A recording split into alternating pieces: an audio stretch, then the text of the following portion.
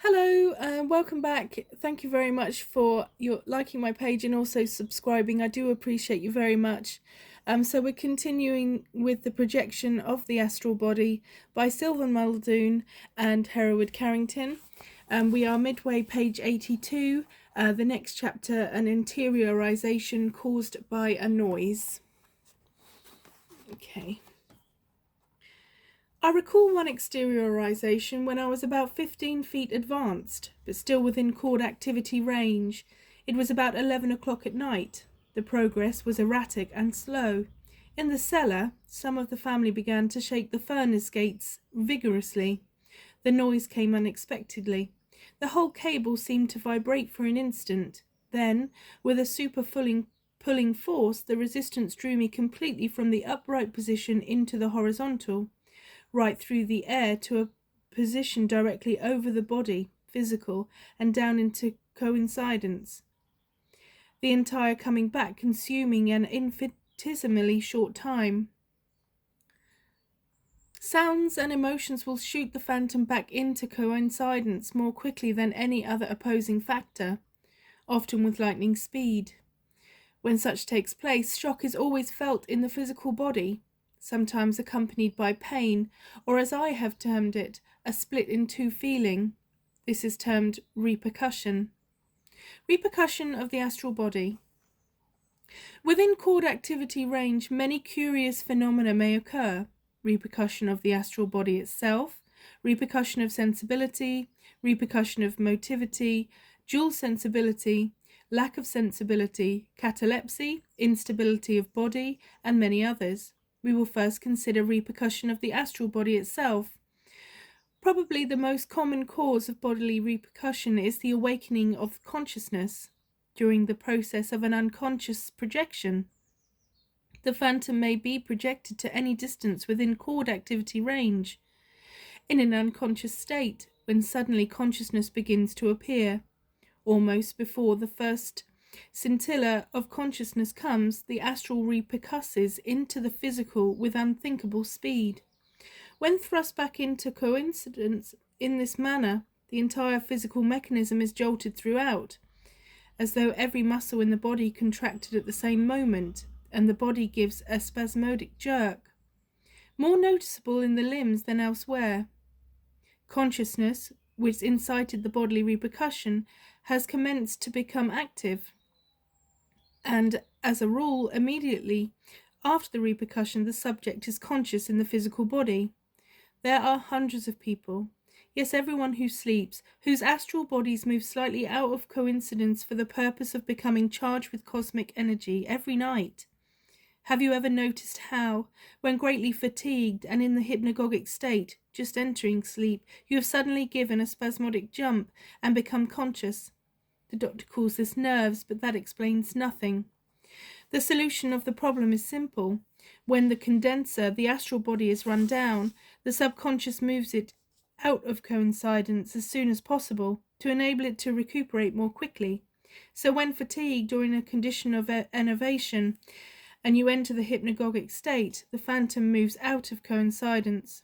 A shimmering of consciousness appears, or a sudden noise, or something excites the emotions, such as fear. The astral body repercusses, shocking the physical, although it might not have been separated more than a few inches from it. The phantom, remember, is cataleptic, and the instant coincides with vigor it forces the relaxed muscles of the physical body into conformation with its own. If the phantom re-inhabits the physical quietly, while cataleptic, and you become conscious, you would find yourself in a temporary paralysis. The shock that repercussion brings is always unpleasant, and at times more violent than at other times.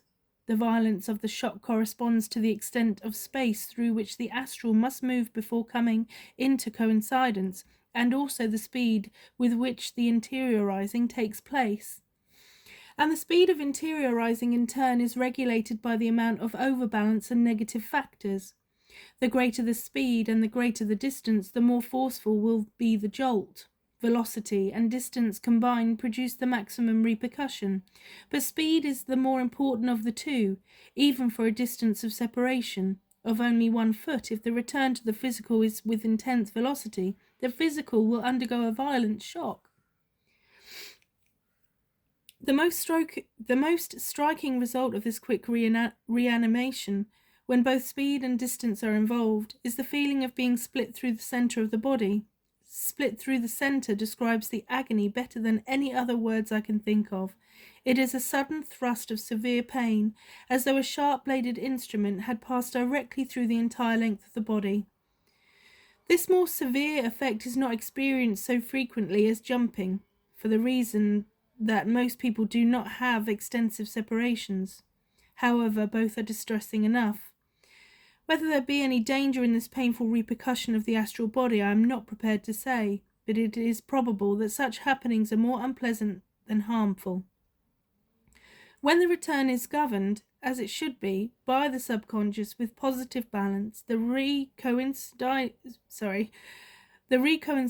is not felt by the subject. Should the student, in attempting to develop this phase, projection meet with severe bodily repercussions, it is a symptom that projection has been accomplished to some extent, but that the negative factors are strong. One severe repercussion is likely to write finis on the production of further extensive projections, for the subject will be in dread of the shock.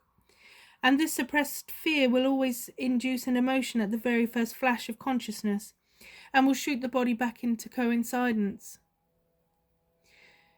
only causing a repetition of such repercussions. On the other hand, if one is really anxious to project extensively and undergoes bodily repercussion, he must look upon it, not from the standpoint of painfulness which is but temporary, or fear it as dangerous, but accept it as evidence that he is succeeding, and that it is harmless, and that he does not care a rap whether he repercusses or not. This eliminates the hidden fear which startles the emotions when one first becomes conscious while projected. Fascinating. Sounds, sensations and emotions cause bodily repercussions, providing the phantom is within chord activity range. Outside of the range of the chord activity, of course, these influences are nil. Emotion is probably the fundamental cause. Sounds and sensations, etc., are contributory factors. And just here is another paradox. Astral projection of the unconscious type is of such a nature that will promote the sensations. These sensations cause emotions in the mind, or dreams, and the emotion in the dream will cause the finer body to interiorize. You may call this reasoning in a circle. In a sense it is, yes. Yet such action is the same as in dreams. For example, irritation or a sensation in the bladder will cause a dream of emptying the bladder, and the dream of emptying the bladder will cause you to be emptied. Usually, the sensations promoted by astral body activities bring upon aviation-type dreams, which we will discuss. I'll stop this one there, and then we'll get on to the next one. Thank you!